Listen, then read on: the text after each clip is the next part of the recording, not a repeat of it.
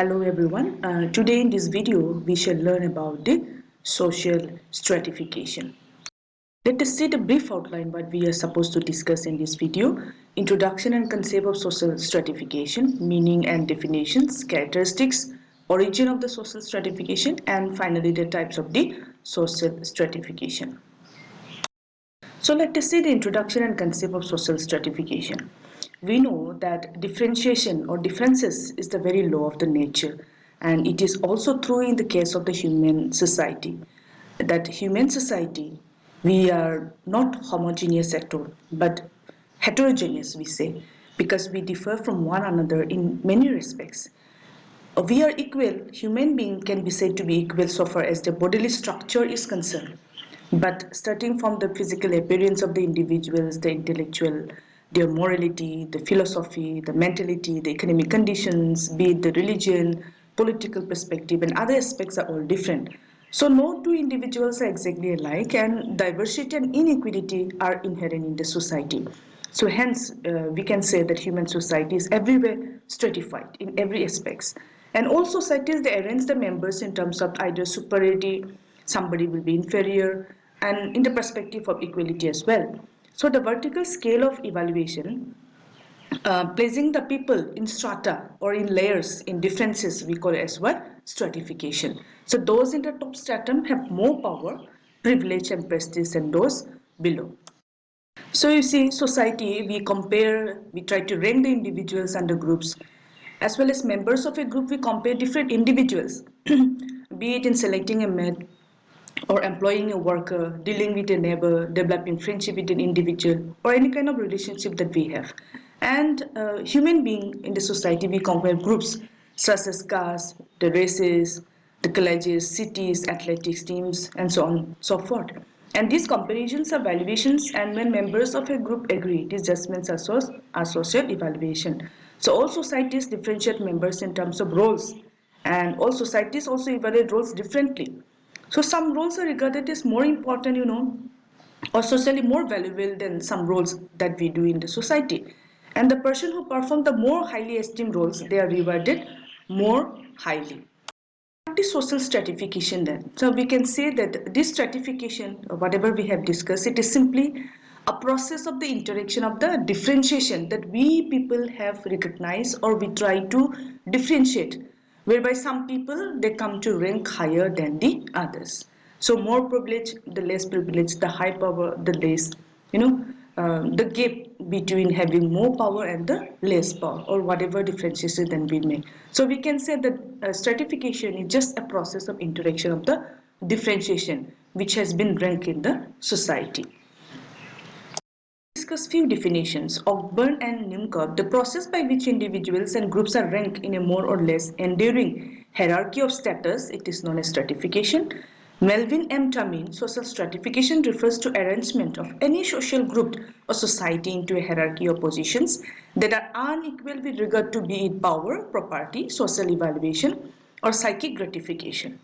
Another definition by Landberg, the stratified society is one marked by inequality, by differences among people that are evaluated by them as being lower and the higher. So we can see that from these very definitions also, be it of property, be it of power, be it of any kind of the social evaluation, we have seen that there are certain kinds of hierarchy, the layers, the strata which has been divided and recognized by the society, that some has been termed as higher than somebody, and like we are placing something it's more powerful and the less powerful. So we see that this kind of hierarchy, the strata, the division, the differentiation, we call it as what? Stratification, the social stratification practice in the society. Now let us see the characteristics. And these characteristics, it has been shared by, it is according to M. Tamin, the main attributes of stratification we can see. The first is that it is social. As we have already seen that we are talking about the social stratification. So first of all, this stratification, it is social. So stratification, it is social in the sense that it does not represent biologically caused inequalities. It is true that such factors as maybe strength, intelligence, age, and sex can often serve as the basis on which status or strata are distinguished. But you see, such differences by themselves are not sufficient to explain, why some status receive more power, property, and prestige than some other status. So, when we observe the biological traits, they do not determine the social superiority and inferiority until they are socially recognized and given importance.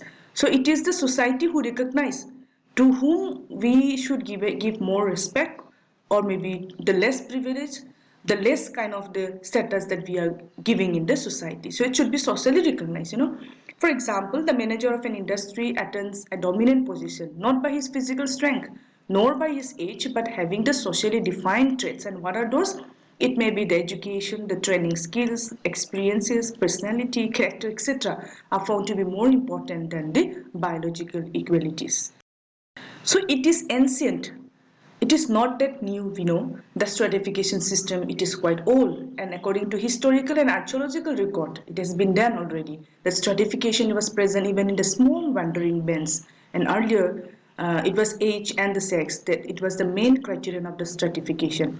Women and children thus was probably the dominant rule of the order.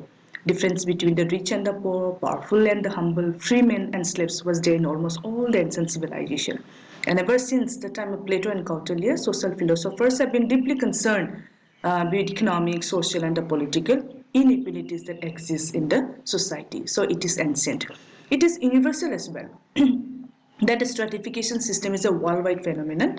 Difference between the rich and the poor, the haves and the haves not, it is evident everywhere. It is present in every society. And Sorokin has said that all permanently organized groups are already, it is been stratified as well. Social stratification can be seen in the diverse form as well, that it is not uniform.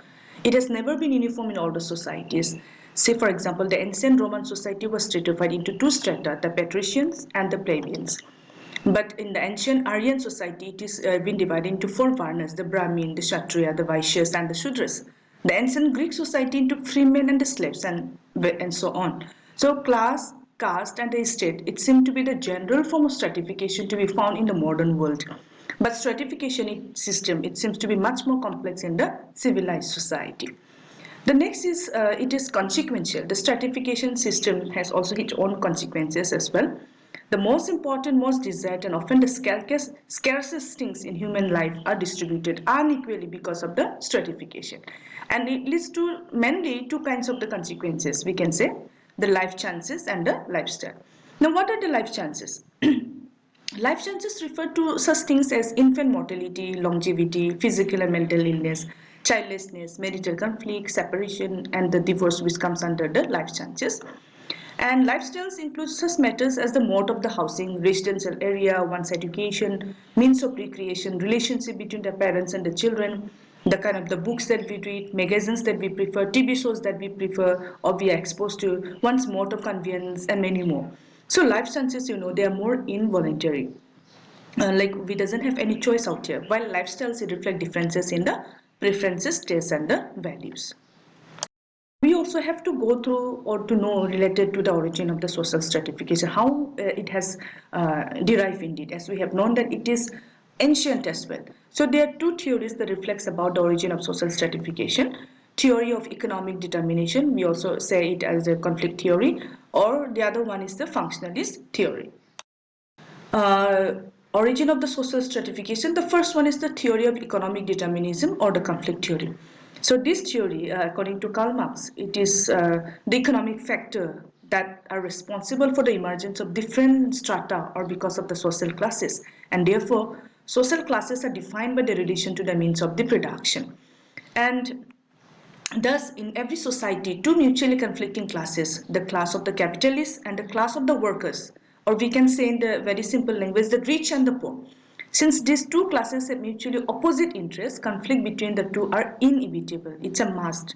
So, it has been maintained by Karl Marx. The theory we have is the functionalist theory, which has been uh, followed by Kingsley Davis, P.S. Sorokin, MacIver, and others, because they have rejected the conflict theory placed by the Karl Marx. So Sorokin have maintained the conflict may facilitate stratification but never originated it. He contributed social stratification mainly to inherit individual differences in the environmental conditions only. So Kingsley Davis has also stated that stratification system is universal, and according to Davis, it has come into being due to the functional necessity of the social system according to a function. And the main functional necessity is the requirement faced by any society or placing and motivating the individuals in the social structure. So we can say that this social stratification in the society, it is an unconsciously evolved device by which societies ensure that the most important positions they are conscientiously filled by the most qualified persons only. So what are the types of the social stratification that exist indeed? So sociologists have recognized the three major types of social stratification: the caste system, states, and the social classes. And of this caste system with all its peculiar feature, it is found in India only. A state system as a kind of stratification system existed in Europe during the medieval period, but social classes, as we know, it is almost universal in nature, and it is found basically in all the civilized, industrialized, and the literate societies of the world. So you see, stratification system decide largely the position that a man occupies in the society. The extent of social mobility is mostly conditioned by them, and the range of one's social contact is almost fixed by one's caste or state, or it may be a class. So they influence and condition the way of life of people or their lifestyle to a very great extent. So class and caste, they are the two main types of stratification, and in both the systems, same kind of opportunities are not provided for social mobility. Now, because in both the societies, the factors that determine the status of the individuals differ radically, and there is a close link between the way in which individuals obtain their status and the nature of the social mobility. And in the caste system, the status is determined by birth. And since birth cannot be changed, the status which is determined on the basis of birth, it cannot be changed obviously. We can see, for example, a Harijan cannot attain the status of a Brahmin. And similarly, a Brahmin also born as a Brahmin will live as a Brahmin, will die as a Brahmin. So caste status, it cannot be changed. So we said that it is a closed system. But you see, in a class system, you can see that opportunities, it has been provided for social mobility. There is a chance and opportunity to shift the class that we have. And here the status is determined mainly by the talent, intelligence, wealth, and achievement of the person. And because of that, the status, it is not ascribed by birth in this social class, but it has been achieved by the individual attempt. It can be clear by this example. By his endless effort and struggle, suppose a laborer may become the owner of a factory, a salesman of a business house, the owner of a business firm, and so on. So you see, the status which he or she have in the society, okay, it may change, keep on changing because of the achieved status that he or she can have because of the hard working, because of the talent, because of the education. So there is scope for the improvement of the social status in the class system, and hence the class system, that is why we call it as the open system. And the open class society, it is the mobile society. There is a chances of mobility, the social mobility, that your status will not remain the same. So this is all about the social stratification. Thank you so much.